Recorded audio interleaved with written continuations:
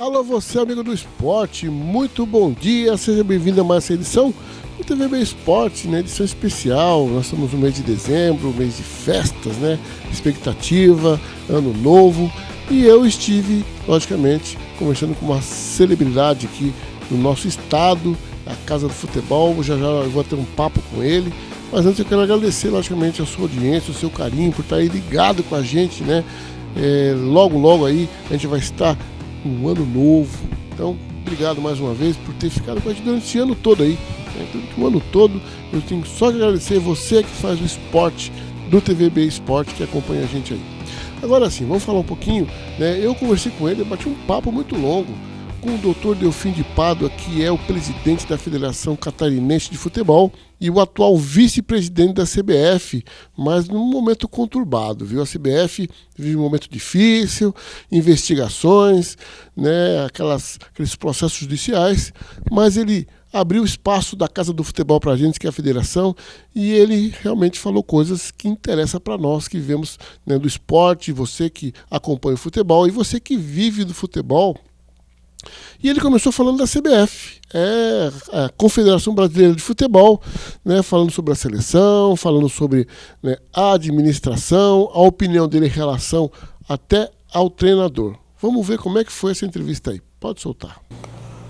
Bom, primeiro meu cumprimento aos telespectadores da TVB, a nossa Brasil Esperança. E, Luiz, é uma satisfação estar sempre conversando com vocês e com os telespectadores de Joinville região, Itajaí, a região, a minha terra. Eu nunca quis ser vice-presidente da CBF. Durante o mandato do Ricardo Teixeira, por 2 vezes, eu podia ter sido vice-presidente da CBF e eu não aceitei. Preferi ficar somente aqui. Tanto que o Fábio Nogueira, durante 7 anos, ficou com indicação nossa. Mas nessa eleição no ano passado, em plena gestão, o final de gestão do Bari, ele me fez o apelo para que assumisse a vice-presidência.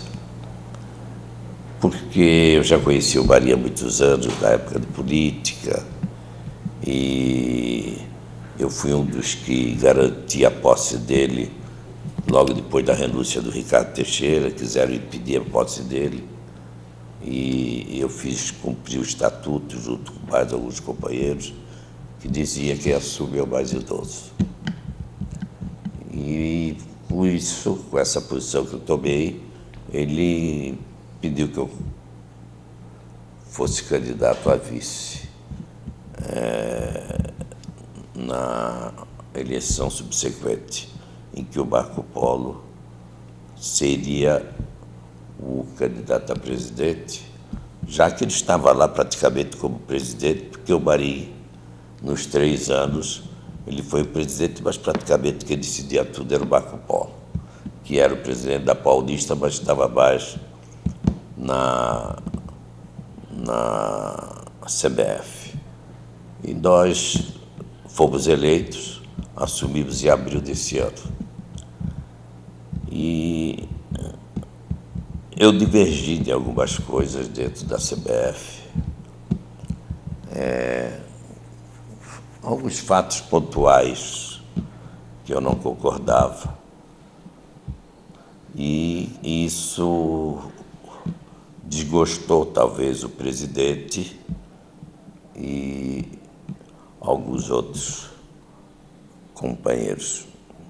E tentaram fazer uma Assembleia Geral para mudar o estatuto em plena vigência do mandato, para que não fosse mais o idoso que assumisse a presidência no caso de morte, renúncia ou impedimento do presidente. Mas eu reuni um grupo de presidentes de federações e nós conseguimos derrubar essa pretensão que eles tiveram. Mas mesmo assim, depois acertamos, ficamos normal. E isso foi logo após a prisão do Marinho, que foi um dos fatos que mais me surpreendeu nesses anos todos que eu estou à frente da presidência da Federação Catarinense e como conselheiro da CBF há muitos anos. Me surpreendeu porque o Marinho foi político, ele foi deputado da minha época, que eu fui deputado aqui, ele foi depois vice-governador e governador de São Paulo. Nunca tinha ouvido falar nada que desaborasse a conduta do Marinho. E quando eu assumi a presidência da Federação, ele também assumiu a presidência da Federação Paulista. E eu, nada assume que tivesse desamorado, sempre apoiei e acompanhei o Marinho, enquanto ele esteve na presidência, entre aspas. E aconteceram esses fatos, aconteceu o lamentável fato dele ter sido preso lá nos Estados Unidos, e mais lamentável ainda, o presidente, na época já presidente, este ano, começando, Marco Polo Deodoro, ter fugido da Suíça e ter abandonado um amigo que lá estava e que estava representando também o Brasil no Congresso da FIFA. E eu divergi dessa posição do Marco Polo. Me levantei contra o fato de terem tirado o nome do Marinho da sede, porque até aí não havia nada que o acusasse ou que comprovasse, né? Como comprovaram até agora. Embora a atual situação dele já nos Estados Unidos tem indícios de que realmente alguns fatos houveram e são públicos. Acontece que, depois desses fatos que eu lhe falei, da reunião que fracassou de me tirar como o vice sequente, porque na linha sucessória, no caso de morte, impedimento, renúncia do presidente, sou eu que assumo. E que também nunca pensei, nunca passou na minha cabeça que isso acontecesse, porque nem com o Ricardo Teixeira aconteceu. Aconteceu com o Ricardo Teixeira, foi no final do mandato dele. Ele fez lá, ele renunciou. E a partir desse momento, o presidente da CBF, que é eleito pelas federações e por 20 clubes da Série A, começou a não cumprir com as determinações do Estatuto da CBF.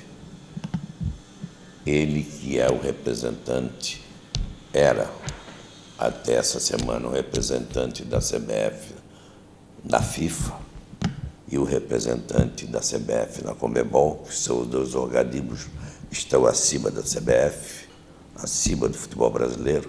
Ele começou a não viajar e não comparecer nessas reuniões. E numa reunião de diretoria eu me surgi contra isso.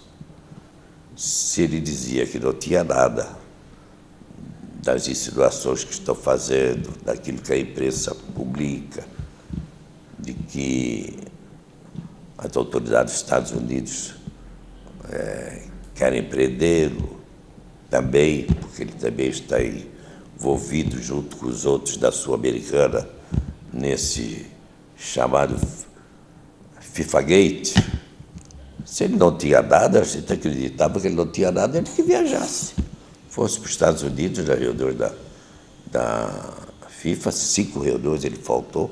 Fosse no Paraguai, aqui do lado, faltou 6 reuniões, e com isso ele estava descumprindo as tarefas que são do presidente. E a resposta dele é que ele tinha muita coisa para cuidar aqui do futebol brasileiro. E a gente sabia que as coisas para cuidar não eram tantas assim que ele não pudesse, eventualmente, cumprir com a obrigação maior, que é representar o Brasil e defender os interesses do Brasil, tanto na Conmebol como na FIFA. E a ausência dele na Conmebol já tinha até nos prejudicado em termos de tabelas e arbitragens durante a Copa América, que nós acabamos sendo derrotados. Ele refletiu, Refletiu, sem dúvida alguma. E eu reclamava nas reuniões, eu batia em cima disso. Era o único que batia, o único que reclamava. E, embora conversasse muito pouco e fosse bastante sincero a ele em dizer todo esse meu pensamento, que é público, culminou com este fato lamentável de quinta-feira passada, quando ele renunciou, não à presidência da CBF, mas renunciou à sua posição na Conmebol e à sua posição na FIFA, o que para mim está errado, porque o representante natural da CBF na Conmebol e na FIFA é o presidente da CBF. Ele poderia nomear alguém? Não?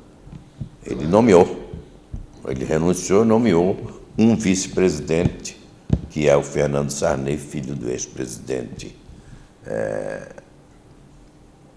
José Sarney, e que não tem, nesses anos que está ali por um cargo. O Ricardo é que criou, botou para ser um político lá em Brasília. Ele não é político, mas tem ligações familiares, e para fazer a política de interesse da CBF lá no Congresso. Tem havido CPIs, essa coisa toda. E agora, com essa CPI do Romário, também o Marco Polo tinha interesse que ele atuasse lá, que eu tenho atuado tentando enfraquecer a CPI do futebol que o Romário está presidindo. Então, eu disse à imprensa nacional, na sexta-feira, que isso era um absurdo. Então, se ele